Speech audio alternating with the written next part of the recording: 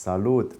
Dragii mei prieteni, astăzi este ultima dintre cele 3 serii de vindecări. Cea fizică a fost cea mentală și astăzi este cea emoțională. Ca să facem diferența între emoție și sentiment, pentru că tot timpul este o dispută sau o dilemă între aceste două cuvinte și ce reprezintă ele. Sentimentul este o stare care vine în tine, care apare din exterior înăuntru, ca și o tăietură pe mână, și emoția este o mișcare pe care tu o provoci, o determini, o furnizezi, o aduci dinăuntru către afară.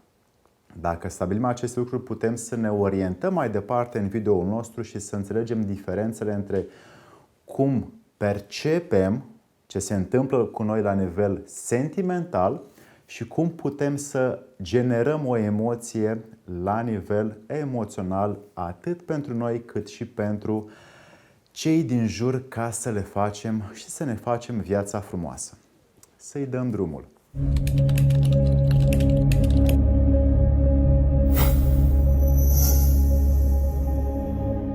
Dragii mei prieteni, pentru voi am pregătit astăzi, cu dragă inimă, 5 tehnici pentru vindecarea emoțională.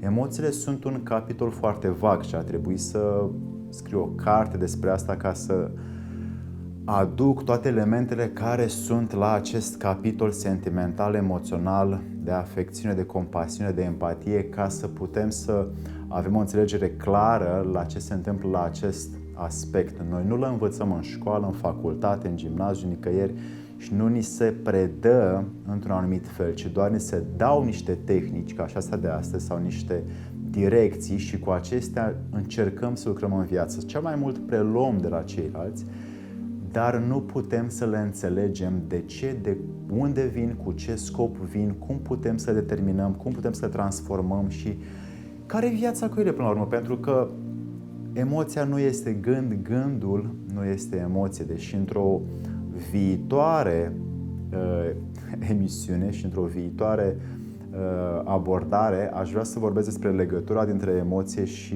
minte și cum acestea își pot crea un singur drum către tine, către sufletul tău. Dar pentru asta este necesar să lucrăm la această vindecare și să vedem ce putem să aducem în valoare. 1. Caută momente când să experimentezi.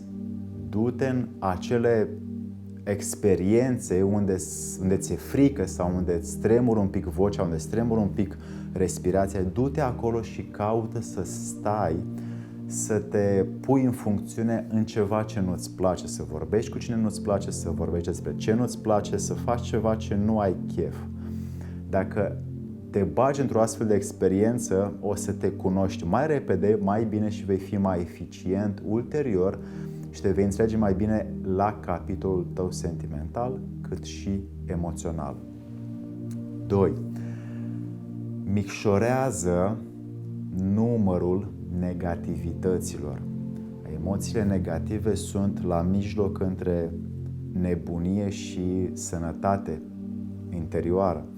Dacă exprimăm prea multe negativități și evident că exprimăm des, pentru că așa am fost învățați, programați de către anturaj, dacă învățăm să le micșorăm și, de exemplu, ieri am înjurat în trafic de 5 ori și azi o fac de 3, am făcut ceva, am evoluat și mâine o fac de o dată, bravo mie. Dacă peste o săptămână, 2, deja o să înțeleg faptul că în trafic și alți oameni au problemele lor și ei au de lucru cu ei înșiși, atunci le voi zâmbi și le voi transmite salutări fără să mă mai enervez prin geam.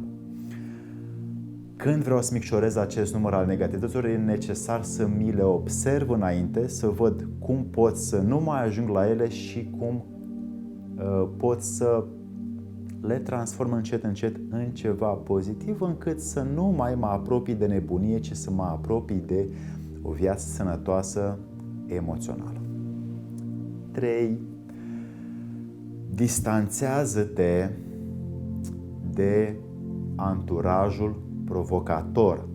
Sunt multe momente în jur sau multe prietenii, multe experiențe în care ne place să stăm cu anumiți oameni care, să zic, nu au cel mai înalt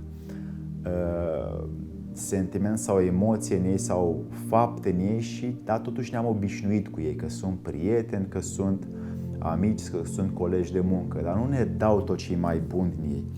Și pentru că preluăm de la ei și cum se comportă ei într-un limbaj emoțional, atunci luăm și noi, dăm și noi altora și ne păstrăm aceeași orientare de relație pe care am avut-o în ultimii ani. Dacă vreau să mă distanțez, e nevoie să caut pe cei de la care preiau mai mult, învăț mai mult, dețin mai mult când sunt cu ei, am o stare mai bună, am o înțelegere mai bună, am niște gânduri mai creative, mai inovative, sunt mai plin de inspirație, de energie și eliminând acel anturaj provocator, voi căuta un alt anturaj provocator care să-mi dea tot ceea ce este mai bun, mai înalt, mai curat, mai înțelegător în mine însumi.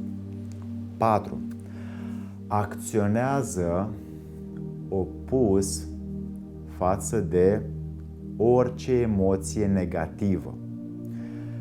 Nu e ușor, dar dacă lucrezi în câteva luni, poate și într-o lună, poate și în 3, poate și în 24, vei reuși să faci diferența atunci când îți vine să scoți tigaie, să-i dai una peste freză, să observi că îți vine să faci asta și să te oprești și să-l iei în brațe pe acel om și să înțelegi fenomenul că uneori există dispute și uneori există certuri și din ele învățăm. Ele sunt aduse ca să învățăm din ele. Dacă vreau și mai mult să acționez și mai des opus față de orice emoție negativă, am nevoie să fiu foarte atent, foarte vigilent cu negativitățile mele, să văd invidia, să văd când am gânduri de ceva este injust, când ceva e nesincer, când sunt gelos, când am toate gândurile astea care vine să le provoc în afară și atunci se vede în vocea mea, se vede în chipul meu, se vede în manifestarea mea fizică când am ceva negativ în mine. Dacă vreau să lucrez cu acest aspect, acționez opus, adică mă deschid mai mult, vorbesc mai sincer, sunt mai curat, sunt mai deschis, sunt mai iubitor, sunt mai empatic, sunt mai atent cu lucrurile din jur, cât și cu mine însumi la ceea ce fac în viață. Și această manifestare de a acționa opus față de orice emoție negativă se întâmplă strict cu voința ta. 5.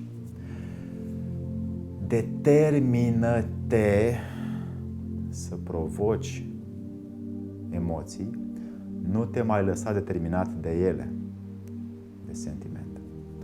Avem acest program să fim, uneori suntem încapsulați într-o stare, o numim noi, de nu ne mai vine suntem așa închiși cumva că cineva, ceva ne-a întristat, ne-a supărat, ne-a pus pe gânduri, ne-a furat clipa și în acest moment suntem determinați de exterior. Când vreau să le determin eu însumi pe ele, pentru asta e nevoie de o cantitate de energie mare, o cantitate de atenție mare și o cantitate de voință mare pentru acest scop, pentru a determina eu cum vreau să mă simt în relație cu ceea ce este în fața mea. Cu exercițiu se poate, cu joacă se poate și cu voință.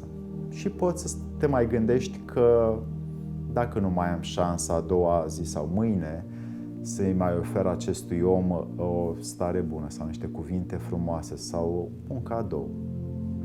Și de ce să rămân în ceartă cu el? De ce să plec? Așadar, nu mă mai las determinat de ceea ce a venit din partea lui, ci determin eu ceea ce vreau să fie cu acest om în față. Dragii mei, aveți cele 5 tehnici de recuperare, de vindecare emoțională pe care vă rog testați-le, verificați-le. Nu le credeți de la mine, ci lăsați practica să fie în viața voastră, să vedeți cum stau lucrurile. Să vă fie de bine.